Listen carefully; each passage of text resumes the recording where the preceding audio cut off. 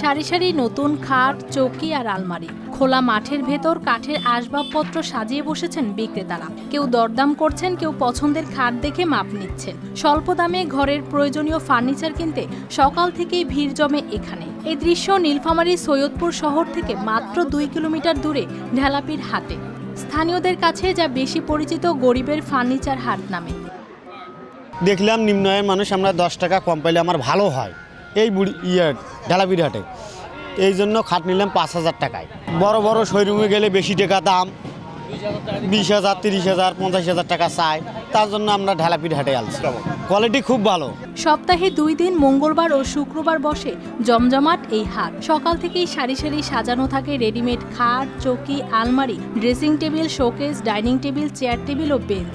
এমনকি পিঠা তৈরির সাজ কিংবা পিঁড়িও পাওয়া যায় এখানে। এই খাটটা নিলাম, আমার পছন্দ হয়েছে, 7,000 টাকায় নিলাম।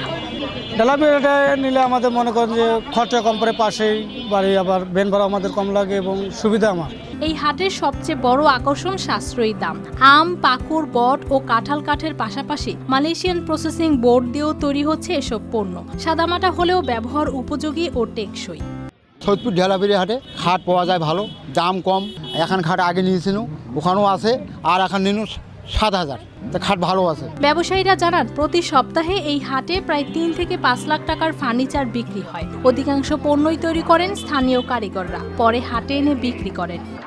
প্রতি কাস্টমার আসে আমাদের, মানে নিম্ন শ্রেণী আগে ছিল, কম ছিল, এখন একটু হালকা বাড়ছে। এই লম্বু, মেহগনি সবটাই ধরনের আছে, তলি কাঠও আছে, আবার নিম কাঠও আছে, সব ধরনের মালাই আছে। আর আগে একটু বেচা কিনা একটু কম ছিল, এখন একটু বেশি বৃদ্ধি হয়ে গেছে। আগে সে পরিমাণ কাস্টমার বেড়েছে, পাইকারও বাড়ছে।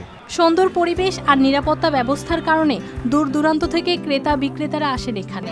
স্বল্প আয়ের মানুষের ঘর সাজানোর স্বপ্ন পূরণে ঢেলাপীর হাট এখন এক নির্ভরতার নাম। News desk, RTV।